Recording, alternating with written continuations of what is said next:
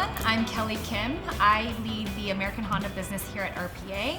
And here today I have Jim Helberg, our Chief Media Officer. Today we're discussing mentorship, development. It's something that him and I have really stayed close with on.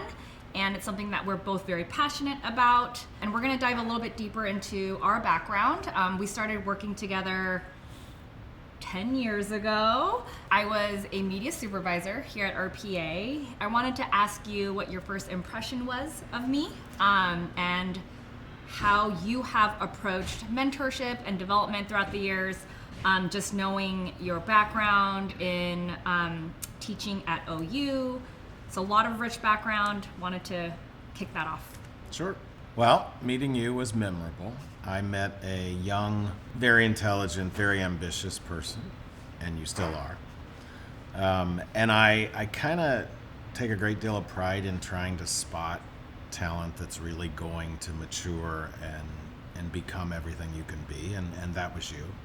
And I think, mentorship is important, which is in part finding talent, but more importantly, growing talent through training and different opportunities to give people real life examples, even though they may not be working on them at a more junior level, so that they have a much bigger picture of where it's all going to go in their career and choices. I mean, media is about choices, not only in what we do strategically, but media is about choices in terms of career paths. The people who do the best are the ones that find that something that they're really passionate about early and pursue, and I think you epitomize that. So it's interesting that you said that, because when I first started here at RPA, I had no idea what media strategy was, and I think a lot of people coming out of college really have their eye on creative or strategy, and so I walked into RPA, and they placed me in media strategy on the Acura account. And I had no idea what I was walking into because I didn't study that in college. Right. We had our final project. We had the FBI as our client, a government account. So that was really interesting. And then I walked in here, and then I was able to really get a full picture view of what an advertising agency really does from soup to nuts, given we are a full service agency. And so it was interesting when you came on board. Your rich background, you started at RPA when it was called Needham Harper, right? I worked for Needham Harper Worldwide as a media planner. Media planner. So going back to just that stage of life, do you feel like you are still very passionate about having an eye on talent, developing even your junior level people under you at such an early stage in your career? I wanted to be. It's not something you wake up one day and you're like, oh, now I'm a talent scout, right? Yeah. But you learn pretty quickly in this business to be really good and really successful. You've got to surround yourself with the best talent possible. Mm-hmm. I think I realized kind of from the beginning that ultimately someday, if I succeeded, I would have a lot to do with the management of a media practice and the development of the talent pool. Mm-hmm. It is all about the talent pool. I know you agree with that. Yeah. It is all about the talent pool and how well it's developed, and are we being true to the associates in terms of their growth path? Are we giving them the opportunity to pivot sometimes when it's not really the right fit? And it's all in benefit of the agency and our clients. I totally agree. I think one of the most rewarding parts of my job, at least, is having people that work with me really flourish and find their strengths and build that confidence and just really perform well and just get really good feedback from clients. So that's probably one of the most rewarding parts of our job. Yeah, I think that, as I've always said in my teaching role and then as a chief media officer, seeing somebody get it, yeah, or even seeing somebody not get it, and what can I do about that? Yeah. And then when they realize the pieces of the puzzle are starting to fit together, Yeah. their own perception of their value, and certainly their value to us, is tenfold. Yeah. And that's why we say repeatedly, it is about the talent. Yep. And it's getting arguably harder and harder in my mind, just given I think there's so many different areas in advertising that you can go.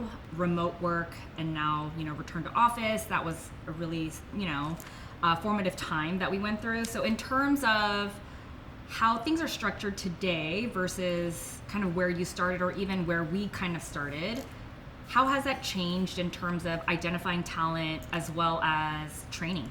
Yeah, I think the COVID experience and now more of a work from home, flexible, hybrid, whatever you want to call it, has had a lot of dynamic impact on how we go about nurturing talent and training and everything else. I think there's a lot of advantages to being able to recruit people from all over the country, but I also think there is some downsides, particularly for junior level people, to not be around the hub and the energy and the culture of an ad agency when they're just trying to get their footing, as you said. I really didn't know what I was walking into and what the role of media was in an ad agency and all of that. So I think we should never underestimate what the power of the coffee machine chats were. And we just have to recreate those. We have to recreate those virtually. Training programs, which I'm a big believer in, those can all still happen. I think wherever possible, and certainly, the client you work with is here locally, and so the bulk of your people are here, and I think we see, some differences in terms of how they interact with one another. And in this business, it is critically important as soon as you can to get experience sitting in front of a client and convincing them of the right thing to do for their business. And that's more difficult to do when it's all virtual. So I think we're all still finding our way, but I think there are absolutely advantages to being able to recruit nationwide. But it depends on the specific client and the specific situation at the time. But we make it work. Yep, we have. Okay, so going back to training programs. So you had this vision to create this media mastery program, which is probably the most unique in our industry in terms of rigor and just overall time commitment. There has been the 4 A's, as we all know, but this is very specific to media. This also, encompasses a lot of different groups within media that may not have exposure to certain parts of the media planning process. Talk to me a little bit about the vision and how you built this program and how you keep everyone engaged, because not only do they have to do this rigorous training program with you and also get visibility to you, but also do their job and for their clients. Right. Well, the vision, thank you for saying there was one. The vision was to give primarily entry-level folks a taste of the entire media practice and what happens. I think one of the most common things you hear from junior level people is I know my job and I know what my bosses are working on, but I don't see the whole picture. And so the crux of the program is very hands-on with a simulated client, with real budgets and all these kinds of things. And really twofold. One, to begin to build their skill sets around strategy and investment and research and all those kinds of things, obviously. But equally important is to learn to work as a team and to understand that this business requires a village. This business requires people from different skill sets, different personalities. As I tell my university students, advertising is a blood sport, but it's a team sport. And a lot of people don't work well as teams. And those that do can flourish in this business. And so I think the earlier we give people a taste of what it really will be like when they move up 2 or 3 or 4 levels with a safety net underneath them, the better off we're all going to be. So you incorporated mentors, right? So that they have access to certain people throughout the stages of this project. Yep. How instrumental have they been in shaping these teams and getting them to collaborate and work together and also create a stronger end product? Yeah, I think that the training program gives us a couple opportunities, and one is for these sponsors or whatever you want to call them, and they're people who maybe are 1 or 2 levels above the group that's in the training program. So they get a little experience in leadership and in mentorship.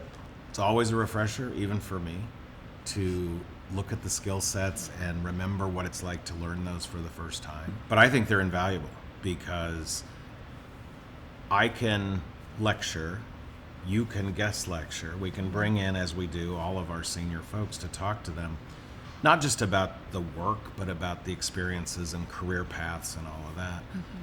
But these folks that are more near to the position they're in now, I think give them a very realistic picture, but they are also able to sort of translate it to them as having just been an entry-level person.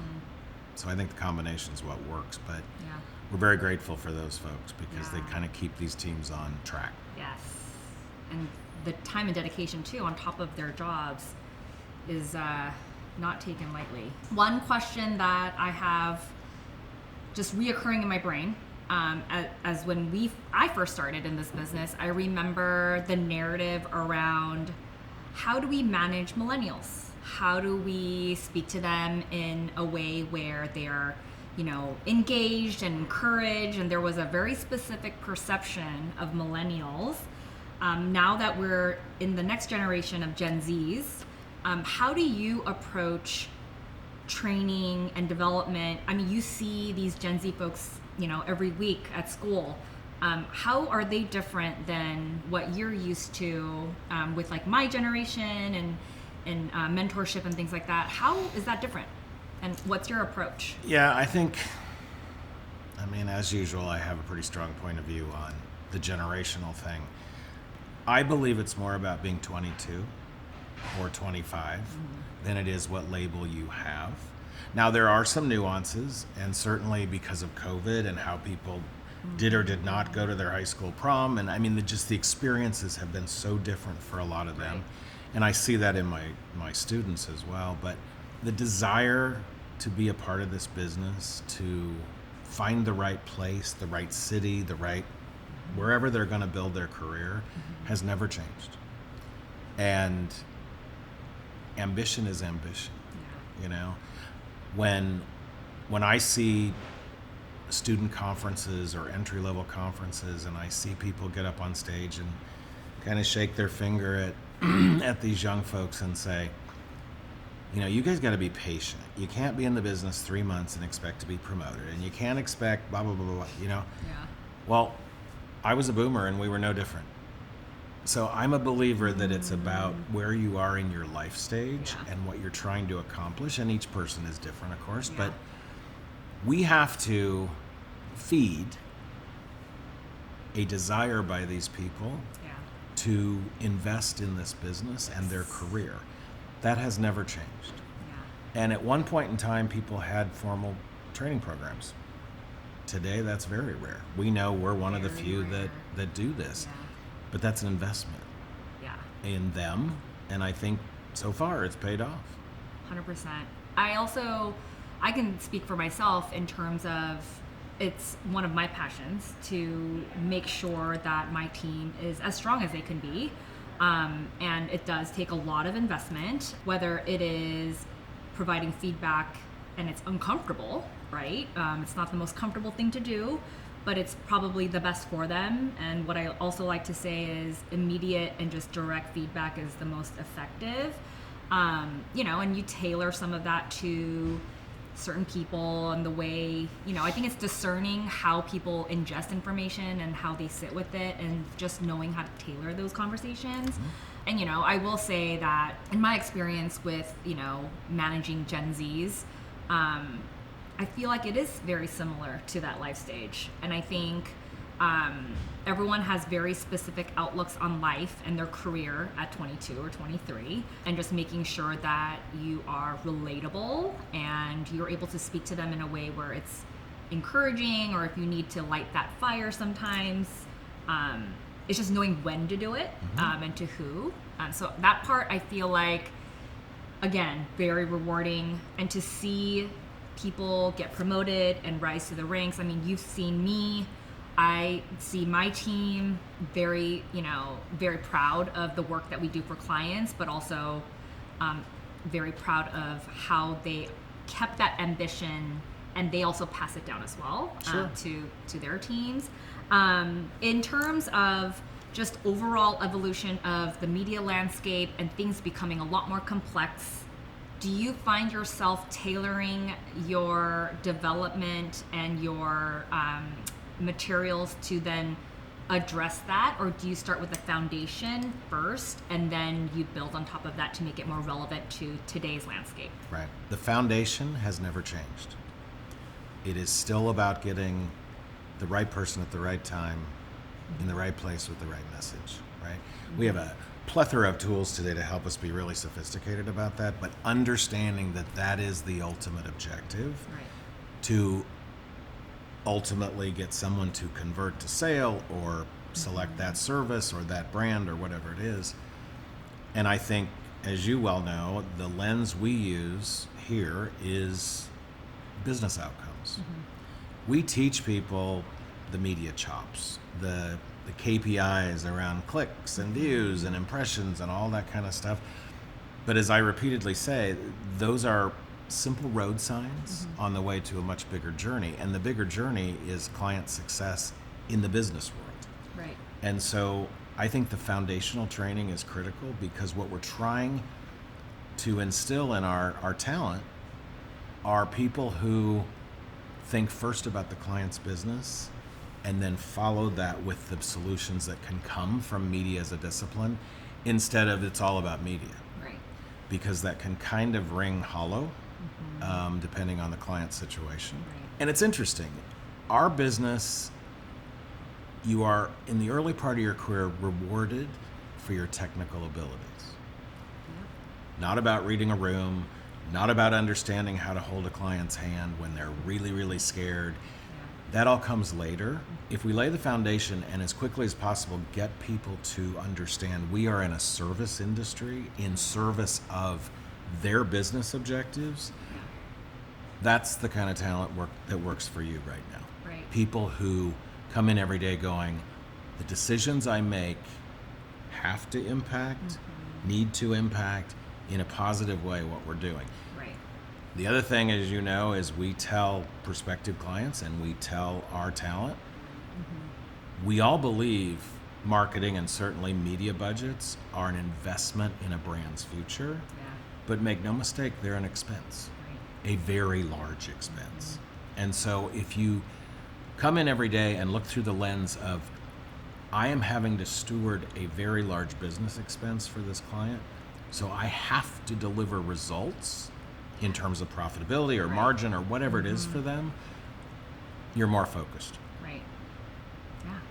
I also think, with our client, American Honda, right, they have also given us, just given our relationship, they've given us a lot of opportunities for more of the junior level folks to be exposed to a lot of the day-to-day, which I think is nuanced versus other clients.